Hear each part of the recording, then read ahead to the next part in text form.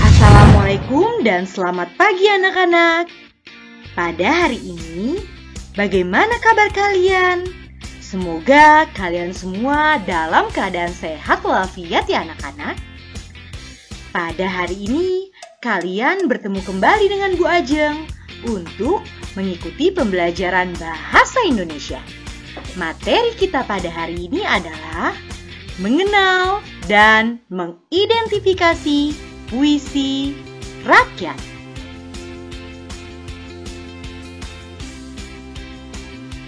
Adapun tujuan pembelajaran kita pada hari ini adalah yang pertama, peserta didik mengungkapkan pemahamannya terhadap puisi rakyat dengan membandingkan jenis dan unsur puisi rakyat dengan teliti. Yang kedua, peserta didik menjelaskan pendapatnya melalui kegiatan menginterpretasi tujuan penulisan puisi dengan baik.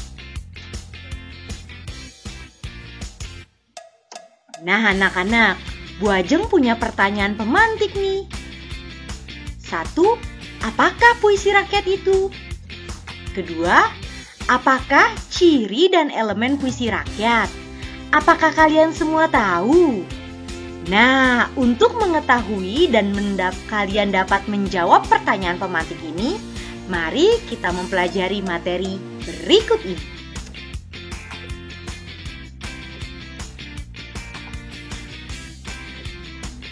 Kegiatan pertama, kalian akan belajar tentang mengenal jenis dan unsur puisi rakyat. Anak-anak, pernahkah kamu mendengar puisi berikut? Berakit-rakit ke hulu, berenang-renang ke tepian, bersakit-sakit dahulu, bersenang-senang kemudian. Tentunya kalian pernah dong mendengar puisi ini. Kira-kira puisi ini puisi apa ya? Iya, betul. Puisi ini adalah contoh dari puisi rakyat. Puisi rakyat adalah sastra lisan berupa puisi terikat yang berkembang pada masa masyarakat tradisional. Ada beberapa hal yang perlu kalian ketahui tentang puisi rakyat. Yang pertama, puisi jenis ini diatur oleh ketentuan-ketentuan tertentu, seperti jumlah suku kata, jumlah baris, jumlah bait, dan rima. Yang kedua, puisi rakyat umumnya bersifat anonim. Apa itu anonim, Bu Ajeng? Anonim itu biasanya nama pengarangnya tidak diketahui. Yang ketiga, puisi rakyat diwariskan secara turun-temurun dari mulut ke mulut dan juga disebarkan dalam bentuk yang tetap dan tidak berubah. Anak-anak, perhatikan 3 puisi rakyat berikut ini. Yang pertama, berakit-rakit ke hulu, berenang-renang ke tepian, bersakit-sakit dahulu, bersenang-senang kemudian. Kira-kira puisi nomor 1 ini termasuk jenis puisi rakyat apa ya?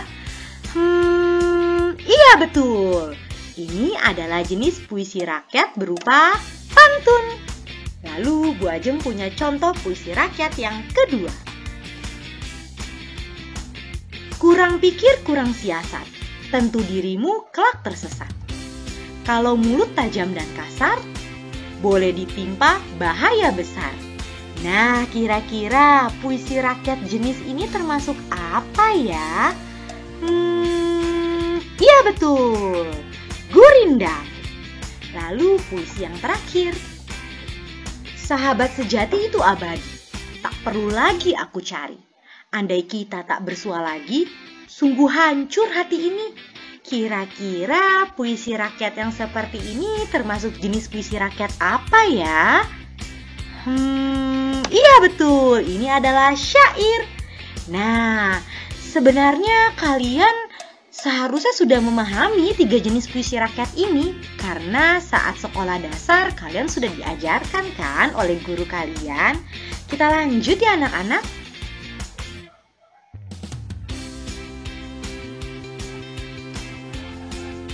Nah, mengapa puisi tadi yang nomor 1 disebut pantun? Kira-kira mengapa ya anak-anak? Karena puisi ini yang berbunyi berakit-rakit ke hulu, berenang-berenang ke tepian, bersakit-sakit dahulu, bersenang-senang kemudian. Puisi jenis ini memiliki yang pertama. Nah, puisi ini disebut pantun karena puisi ini memiliki 1 bait yang terdiri dari 4 baris atau larik. Yang mana ya Bu Ajeng yang disebut bait? Nah anak-anak, ini semua disebut bait. Dari kata berakit-rakit sampai kemudian itu disebut bait. Dan setiap bait terdiri dari 4 baris. Baris pertama berbunyi berakit-rakit ke hulu. Ini baris pertama. Baris kedua berenang-renang ke tepian. Baris ketiga bersakit-sakit dahulu. Dan baris keempat bersenang-senang kemudian. Oh iya anak-anak, istilah baris dikenal juga dengan sebutan larik ya. Lalu yang kedua, puisi ini disebut pantun karena pada puisi ini baris 1 dan 2 adalah sampiran.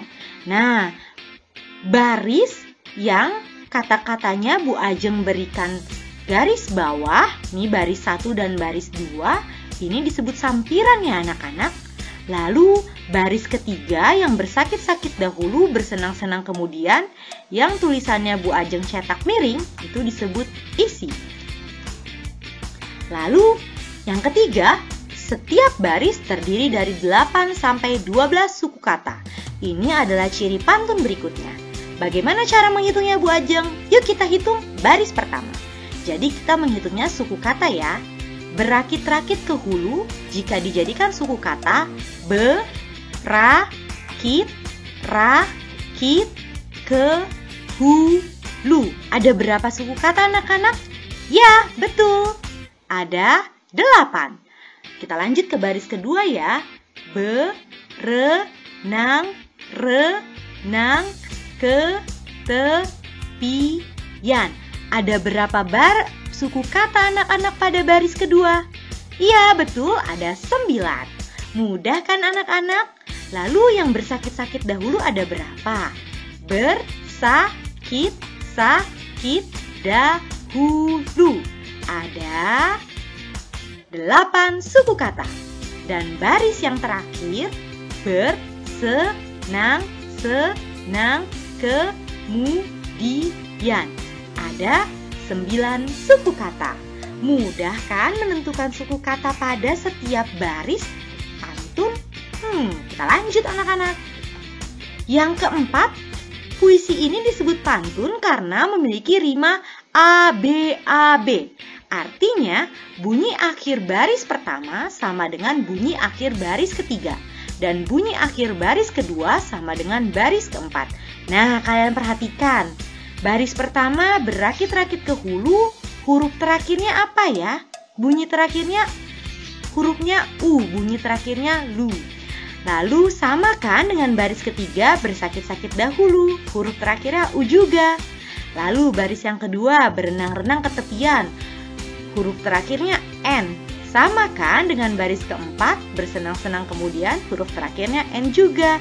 Sehingga pantun ini memiliki rima ABAB. Kita lanjut ya anak-anak.